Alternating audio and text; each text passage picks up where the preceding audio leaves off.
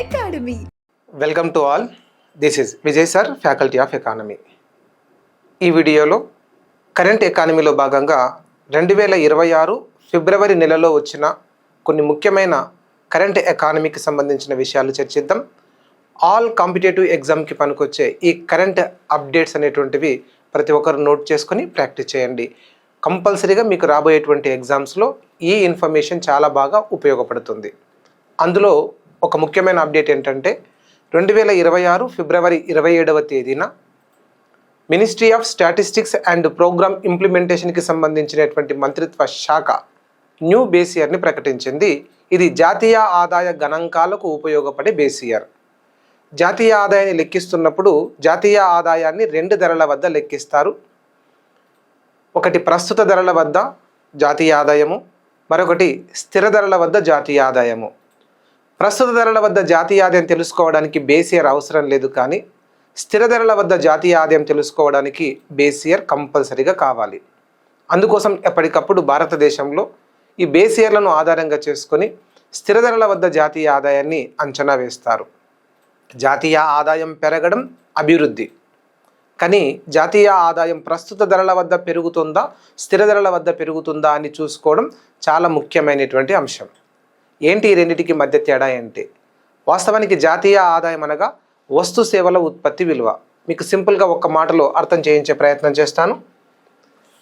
2025-26 ఒక financial year తీసుకుందాం.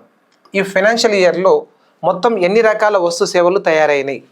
సుమారుగా ఒక 5,000 యూనిట్లు సంబంధించిన వస్తు సేవలు తయారైనాయి. ఎకానమీలో వస్తు సేవలను యూనిట్లలో చెప్తారు. ఇలా 2025-26 ఫైనాన్షియల్ ఇయర్లో A to Z, good morning to good night వరకు ఒక ఫైనాన్షియల్ ఇయర్లో 5,000 వస్తు సేవలు తయారైనాయి అనుకుందాం. ఎక్కువ ఉండొచ్చు, తక్కువ ఉండొచ్చు. ఎగ్జాంపుల్ కోసం నేను ఒక ఫిగర్ తీసుకున్నా. ఇప్పుడు ఈ 5,000 వస్తువులకు ఒకే ధర ఉండదు, కాస్త ఎక్కువ ఉండొచ్చు, తక్కువ ఉండొచ్చు. కానీ మనం యావరేజ్ ప్రైస్ ఒకటి చెప్పొచ్చు. ఆ యావరేజ్ ప్రైస్గా మనం ఏం తీసుకుందాం సార్ అంటే ఇక్కడ ఒక 6 రూపీస్ తీసుకుందాం. ఇక్కడనేమో ప్రొడక్ట్ ఉంది, అంటే ఉత్పత్తి ఒకవైపు ఉంది, ఇంకొక వైపు ఏమో విలువ ఉంది.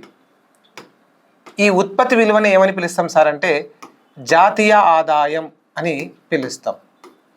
ఇప్పుడు ఈ జాతీయ ఆదాయం ఎంత సార్ అంటే ఉత్పత్తి విలువ మొత్తం కలిపితే 30,000 రూపాయలు. ఇది జాతీయ ఆదాయం. నెక్స్ట్ ఇయర్కి వచ్చేసరికి 2026-27లో ఉత్పత్తి పెరుగుతుంది, అట్ ద సేమ్ టైం ధర కూడా పెరుగుతుంది. ఉత్పత్తి 6,000 యూనిట్లకు పెరిగింది అనుకుందాం, ధరనేమో 7 రూపాయలకు పెరిగింది అనుకుందాం. రోజు రోజుకు ధరలు పెరుగుతుంటాయి కాబట్టి మనం కొంత ధరను పెంచుకున్నాం ఎగ్జాంపుల్ కోసం. ఇప్పుడు ఉత్పత్తి విలువ జాతీయ ఆదాయంగా తీసుకున్నప్పుడు నెక్స్ట్ ఫైనాన్షియల్ ఇయర్లో జాతీయ ఆదాయము 42,000కు పెరిగింది. ఇప్పుడు జాతీయ ఆదాయం ఎంత నుంచి ఎంతకు పెరిగింది? 30,000 నుంచి 42,000కు పెరిగింది. అంటే ఓవరాల్గా పెరిగిన జాతీయ ఆదాయం ఎంత? 12,000 రూపాయలు. ఒక్కసారి మీరు అర్థం చేసుకోండి, ఈ జాతీయ ఆదాయము ఉత్పత్తి పెరిగిందా, ధరలు పెరిగి కూడా పెరిగిందా అంటే 2 కారణాల వల్ల జాతీయ ఆదాయం పెరిగింది. ఉత్పత్తి పెరిగి జాతీయ ఆదాయం పెరిగింది, ధరలు పెరిగి కూడా జాతీయ ఆదాయం పెరిగింది. ధరలు పెరిగి జాతీయ ఆదాయం పెరగడం వ్యవస్థకు మంచిది కాదు. ఉత్పత్తి పెరిగి జాతీయ ఆదాయం పెరగాలి. ఇలా ధరల పెరుగుదల ప్రభావం లేనటువంటి జాతీయ ఆదాయాన్ని తెలుసుకోవాలంటే ఆ సంవత్సరంలో జరిగిన వస్తు సేవల విలువను ఆ సంవత్సరం యొక్క సగటు ధర వద్ద కాకుండా బేస్ ఇయర్ యొక్క సగటు ధరను తీసుకుంటారు. అలాంటి బేస్ ఇయర్లలో మనకు 2011-12 బేస్ ఇయర్ ఉండేది. దాని స్థానంలో ఇప్పుడు 2022-23 అని ఒక కొత్త బేస్ ఇయర్ని ప్రకటించింది Ministry of statistics and Programme Implementation అని చెప్పబడే మంత్రిత్వ శాఖ. ఇప్పుడు ఉన్నటువంటి ఈ న్యూ బేస్ ఇయర్ ప్రకారము 2022-23లో ఎన్ని వస్తు సేవలు తయారయ్యాయో మనకు సంబంధం లేదు, కానీ ఈ వస్తు సేవల యొక్క సగటు ధర ఎంతుండే అని కానీ తీసుకున్నట్లయితే, ఎగ్జాంపుల్గా తీసుకున్నట్లయితే ఆ సగటు ధర మనం 4 రూపీస్గా తీసుకుందాం. 2022-23లో వస్తు సేవల యొక్క సగటు ధర, ఆ సంవత్సరంలో తయారు చేయబడిన వస్తు సేవల యొక్క సగటు ధర 4 రూపాయలుగా తీసుకున్నట్లయితే ఇది బేస్ ఇయర్ యొక్క సగటు ధర. ఇప్పుడు ఆ సంవత్సరంలో జరిగిన ఉత్పత్తిని ఆ సంవత్సరం యొక్క సగటు ధరల వద్ద చెబితే దీనిని మనం ఏమన్నాం సార్ అంటే ప్రస్తుత ధరల వద్ద జాతీయ ఆదాయం అంటాం. National income at current prices అని పిలుస్తాము.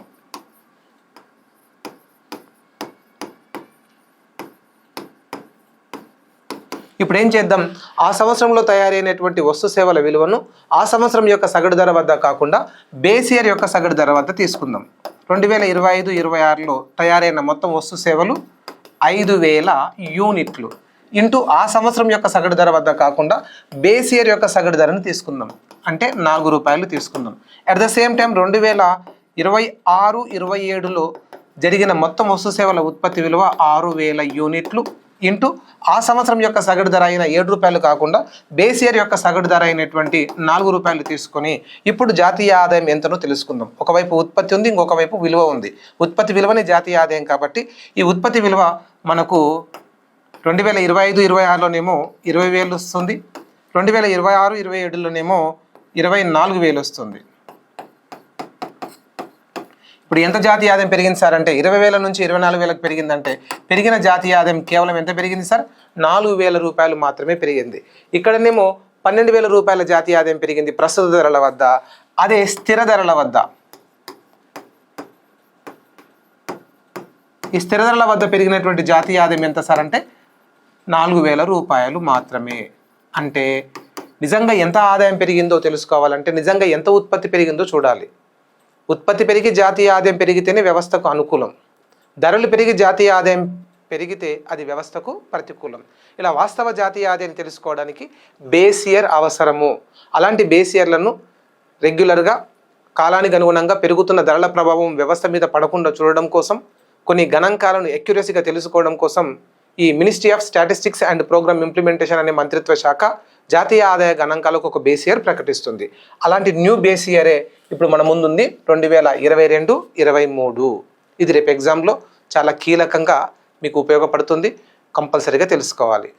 ప్రస్తుత ధరల వద్ద జాతీయ ఆదాయం పెరుగుతుందా లేదా తెలుసుకోవడానికి మనకు బేస్ ఇయర్తో పని లేదు, కానీ స్థిర ధరల వద్ద వాస్తవ జాతీయ ఆదాయం తెలుసుకోవడానికి మాత్రం కంపల్సరీగా బేస్ ఇయర్ అవసరము. రైట్, ముందుకెళ్తే ఇప్పుడు జాతీయ ఆదాయ గణాంకాలకు ఎలాగైతే బేస్ ఇయర్ మాట్లాడుకుంటున్నామో ద్రవ్యోల్బణాన్ని లెక్కించడానికి కూడా బేస్ ఇయర్ కావాలి. ఈరోజు కన్జ్యూమర్ ప్రైస్ ఇండెక్స్ అని వినియోగ ధరల సూచిలో ద్రవ్యోల్బణాన్ని తెలుసుకోవడానికి ఒక బేస్ ఇయర్ అవసరమని 2024 అనేటువంటి ఒక బేస్ ఇయర్ని ప్రకటించడం జరిగింది. జాతీయ ఆదాయ గణాంకాలకు కొత్త బేస్ ఇయర్ అంటే 2022-23. అలాగే ద్రవ్యోల్బణాన్ని కన్జ్యూమర్ ప్రైస్ ఇండెక్స్లో ద్రవ్యోల్బణాన్ని తెలుసుకోవడానికి న్యూ బేస్ ఇయర్ అంటే 2024. At the same time index of industrial product, పారిశ్రామిక ఉత్పత్తి సూచి, పారిశ్రామిక రంగంలో ఎంత ఉత్పత్తి జరుగుతుందో సంబంధిత ఉత్పత్తి తాలూకు విషయాలు తెలుసుకోవడానికి ఒక బేస్ ఇయర్ అవసరం. అక్కడనేమో ఇండెక్స్ ఆఫ్ ఇండస్ట్రియల్ ప్రొడక్ట్కు ఒక కొత్త బేస్ ఇయర్ అంటే మళ్ళీ 2022-23గా తీసుకోవాలి. ఇప్పుడు నేను చెప్పినటువంటి ఈ 3 బేస్ ఇయర్లు మీరు నెక్స్ట్ రాబోయేటువంటి గ్రూప్ 2 ఎగ్జామ్స్కి చాలా బాగా హెల్ప్ఫుల్ అవుతాయి. ఎందుకంటే కొత్తగా ప్రకటించబడినటువంటి బేస్ ఇయర్లు కాబట్టి కంపల్సరీగా ప్రతి ఒక్కరు నోట్ చేసుకొని ప్రాక్టీస్ చేయండి. రేపు ఎగ్జామ్స్కి 100% ఇది మీకు బాగా ఉపయోగపడతాయి. అలాగే ఈ బేస్ ఇయర్లకు సంబంధించి మరొక చిన్న చార్ట్ కూడా చూడండి. జీడిపి కోసం అంటే జాతీయ ఆదాయం కోసం న్యూ బేస్ ఇయర్ అనగా 2022-23.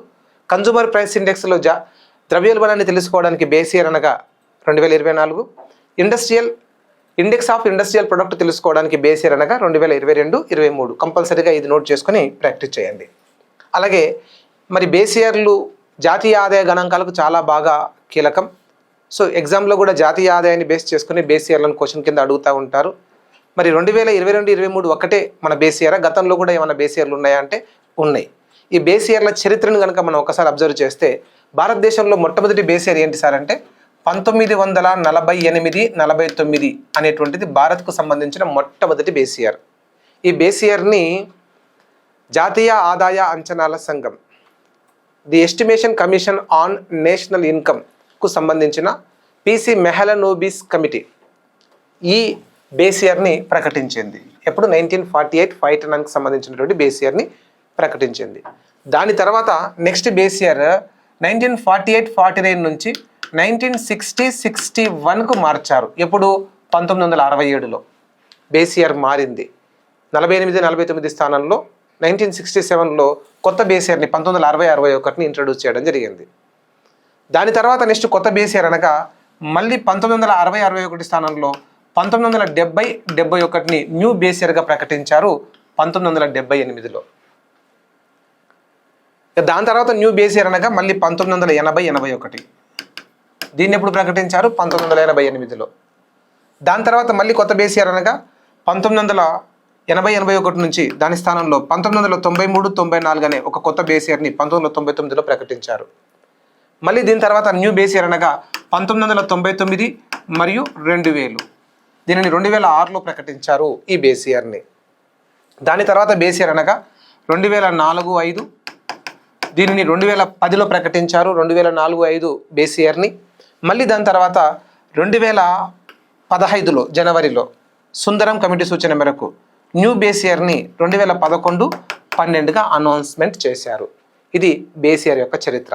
ఇప్పుడు మన కొత్త బేస్ ఇయర్ ఏంటి సార్ అంటే 2026 ఫిబ్రవరి 27వ తేదీన న్యూ బేస్ ఇయర్ని మార్చారు. ఇప్పుడు మన కొత్త బేస్ ఇయర్ అంటే 2022-23. దేని స్థానంలో 2011-12 అనేటువంటి బేస్ ఇయర్ స్థానంలో 2022-23ను ఇంట్రొడ్యూస్ చేయడం జరిగింది. ఇది బేస్ ఇయర్ యొక్క చరిత్ర. మీకు ఇది ఇలా అర్థం చేసుకోండి. గ్రూప్ 2కు ప్రిపేర్ అయ్యే వాళ్ళు లేదా గ్రూప్ 1 ప్రిలిమ్స్కు బాగా హెల్ప్ అవుతుంది అనుకున్న వాళ్ళు ఖచ్చితంగా ఇలా ప్రాక్టీస్ చేయండి. బేస్ ఇయర్ చరిత్ర పరిణామక్రమం అంతా ఒక ఆర్డర్లో మీకు గుర్తుండడానికి అవకాశం ఉంటుంది. లేదు ఇలా గుర్తుపెట్టుకోవడానికి మీకు కష్టంగా ఉంది అనుకున్నప్పుడు ఈ ఫార్మాట్ చూడండి. సేమ్ ఇందాక నేను ఏదైతే స్టోరీ చెప్పానో అదంతా మీకు అర్థం అవ్వడానికి కంఫర్ట్గా ఇలా బాగుంది అనుకుంటే దీన్ని ఇలా నోట్ చేసుకోండి. అలాగనే లేదు ఇలా బాగుందంటే దీన్ని నోట్ చేసుకోండి. చూడండి, న్యూ బేస్ ఇయర్ 2011-12 నుంచి న్యూ బేస్ ఇయర్ 2022-23కు మార్చారు. ఎప్పుడు? 2026లో మార్చారు. ఇదే మనకు ఎగ్జామ్లో మోస్ట్ ఇంపార్టెంట్ వన్. కొంచెం క్వశ్చన్ డెప్త్గా అడిగినప్పుడు ప్రీవియస్ బేస్ ఇయర్ల మీద కూడా మనకు అవగాహన కలిగి ఉండాలి. కాబట్టి బేస్ ఇయర్ల యొక్క చరిత్ర పరిణామక్రమం మొత్తం చదువుకోవాలి. ఏదైనా ఒక అప్డేట్ వచ్చిందంటే దాని బ్యాక్గ్రౌండ్ మీద కూడా మనకు అవగాహన ఉంటే ఎగ్జామ్లో కొంచెం అందరికన్నా ఎఫెక్టివ్గా ఆన్సర్ చేయడానికి అవకాశం ఉంటుంది. అలాగే ఇంకొక చిన్న ఇన్ఫర్మేషన్ ఏంటంటే ఈరోజు జాతీయ ఆదాయ గణాంకాలను ప్రకటిస్తున్నప్పుడు బాగా హైలైట్ అయ్యే పదాలు ఏంటంటే లాస్ట్ ఇయర్ భారత్లో ఎంత గ్రోత్ వచ్చింది, ఈ సంవత్సరం ఎంత గ్రోత్ వస్తోంది అన్నది చూడాలి. సో ఇప్పుడున్నటువంటి గణాంకాల ప్రకారము సెకండ్ అడ్వాన్స్ ఎస్టిమేట్స్ అనేవి రిలీజ్ అయ్యాయి. ఈ సెకండ్ అడ్వాన్స్ ఎస్టిమేట్స్ SAE అంటారు నేను సింపుల్గా మనము SAE. ఫస్ట్ అడ్వాన్స్ ఎస్టిమేట్స్ ఏమో ఆర్థిక సర్వేలో గణాంకాలు వస్తాయి. ఆర్థిక సర్వే మనకు బడ్జెట్ కన్నా ముందు 2026 ఫిబ్రవరి 1కి ముందు మనకు జనవరి చివరిలో ఆర్థిక సర్వేను అనౌన్స్మెంట్ చేశారు, ప్రకటించారు.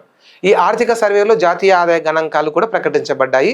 ఆ ఆర్థిక సర్వే ఫిబ్రవరిలో వచ్చినటువంటి ఆర్థిక సర్వే కాబట్టి ఫిబ్రవరిలో జాతీయ ఆదాయ గణాంకాలను ప్రకటిస్తున్నప్పుడు 2025-26 ఫినాన్షియల్ ఇయర్ ఇంకా పూర్తి కాలేదు.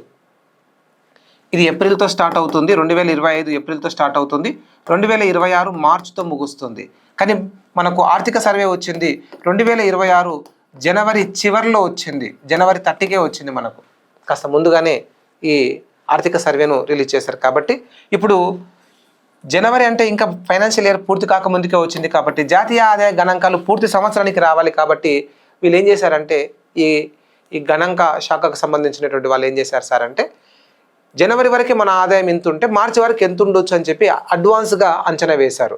అలా ఆర్థిక సర్వేలో ఏం చేశారు సార్ అంటే ఫస్ట్ అడ్వాన్స్ ఎస్టిమేట్స్ను వాళ్ళు ప్రకటించారు. ఎప్పుడు? జనవరి చివరిలో. ఇప్పుడు ఫిబ్రవరి చివరికి వచ్చేసరికి సెకండ్ అడ్వాన్స్ ఎస్టిమేట్స్ని ప్రకటించారు 2026. అది కూడా ఫిబ్రవరి 27వ తేదీన సెకండ్ అడ్వాన్స్ ఎస్టిమేట్స్ వచ్చినాయి. దీని తర్వాత మళ్ళీ జాతీయ ఆదాయ గణాంకాలు మళ్ళీ వస్తాయి. ఎప్పుడు వస్తాయి? మ్యాక్సిమం మే లోపే 2026 మే లోపే. ప్రొవిజనల్ యాక్చువల్స్ అని 2026 మే లోపే మీకు ప్రొవిజనల్ యాక్చువల్ అని చెప్పి తాత్కాలిక వాస్తవాల పేరుతో మళ్ళీ గణాంకాలు వస్తాయి. ఇలా first advance estimates, second advance estimates, తర్వాత ప్రొవిజనల్ యాక్చువల్స్, వీటన్నిటిలో కూడా సేమ్ డేటానే ఉంటుంది. 2025-26లో జాతీయ ఆదాయం ఎంత, వృద్ధి ఎంత అనే గణాంకాలు వస్తాయి. కాంపిటేటివ్ ఎగ్జామ్స్కి ప్రిపేర్ అయ్యే వాళ్ళు దీన్ని ఖచ్చితంగా దృష్టిలో పెట్టుకొని మీరు ప్రిపేర్ అయితే రేపు ఎగ్జామ్లో కూడా క్వశ్చన్ మొదటి ముందస్తు అంచనాల మీద అడుగుతున్నారా రెండవ ముందస్తు అంచనాల మీద అడుగుతున్నారా, తాత్కాలిక వాస్తవాల మీద అడుగుతున్నారా అనేది మీరు అర్థం చేసుకుని అప్పుడు ఆన్సర్ చేయాల్సి ఉంటుంది. ఈ అవగాహన లేకపోతే క్వశ్చన్ దేని మీద పడుతుంది, మీరు దేన్ని దృష్టిలో పెట్టుకుని ఆన్సర్ చేస్తున్నారు అనేటువంటి క్లారిటీ మిస్ అవుతుంది, మార్కులు పోగొట్టుకుంటారు. సో ఇప్పుడు మనకున్నటువంటి డేటా 2026 ఫిబ్రవరిలో వచ్చినటువంటి సెకండ్ అడ్వాన్స్ ఎస్టిమేట్స్ ప్రకారము భారతదేశం యొక్క వృద్ధి రేట్లను ఇక్కడ అనౌన్స్మెంట్ చేయడం జరిగింది. సెకండ్ అడ్వాన్స్ ఎస్టిమేట్స్ ప్రకారము 2025-26 ఇంకా ఫినాన్షియల్ ఇయర్ పూర్తి కాలేదు కాబట్టి ఇది ముందస్తు అంచనా. దీని ప్రకారం భారతదేశం యొక్క వృద్ధి రేటు 7.6%గా అంచనా వేయడం జరిగింది. మరి లాస్ట్ ఇయర్ అంటే 2024-25లో దీన్ని ఏమంటామో ఫస్ట్ రివైజ్డ్ ఎస్టిమేట్స్ అని పిలుస్తాం. ఫస్ట్ రివైజ్డ్ ఎస్టిమేట్స్ ప్రకారం లాస్ట్ ఇయర్ యొక్క గ్రోత్ రేట్ ఎంత సార్ అంటే 7.1%గా తీసుకోవడం జరిగింది. అలాగనే నెక్స్ట్ రాబోయేటువంటి ఫైనాన్షియల్ ఇయర్లో ఏప్రిల్ 1తో కొత్త ఫైనాన్షియల్ ఇయర్ స్టార్ట్ అవుతుంది కదా, 2026 ఏప్రిల్ 1 నుంచి దానిని 2026-27గా చదువుకుంటాము. రాబోయేటువంటి ఫైనాన్షియల్ ఇయర్లో గ్రోత్ రేట్ ఎంత ఉండొచ్చు అని అంచనా వేయడం జరిగింది సార్ అంటే 6.8% నుంచి 7.2% మధ్య ఉండవచ్చు, ఈ మధ్య ఉండవచ్చు అని అంచనా వేయడం జరిగింది. రాబోయేటువంటి కాంపిటేటివ్ ఎగ్జామ్స్లో నేను చెప్పినటువంటి ఈ ఇన్ఫర్మేషన్ మీకు బాగా హెల్ప్ అవుతుంది. మళ్ళీ తర్వాత మే లోపు వచ్చే ప్రొవిజనల్ యాక్చువల్స్లో ఇది ఏమైనా చేంజ్ అయినా కూడా అవ్వచ్చు. కానీ క్వశ్చన్ ప్రొవిజనల్ యాక్చువల్ ప్రకారం అడుగుతున్నారా, రెండవ ముందస్తు అంచనాల ప్రకారం అడుగుతున్నారా, మొదటి ముందస్తు అంచనాల ప్రకారం అడుగుతున్నారా అన్నది మీరు దృష్టిలో పెట్టుకొని ఈ డేటాను గుర్తుపెట్టుకోవాల్సి ఉంటుంది. మీకు ఈ ప్రయత్నం కనుక చేసినట్లయితే కంపల్సరీగా మీకు మంచి స్కోర్ కూడా వస్తుంది. ఇది జాతీయ ఆదాయ గణాంకాలకు సంబంధించినటువంటి న్యూ బేస్ ఇయర్ ఇన్ఫర్మేషన్.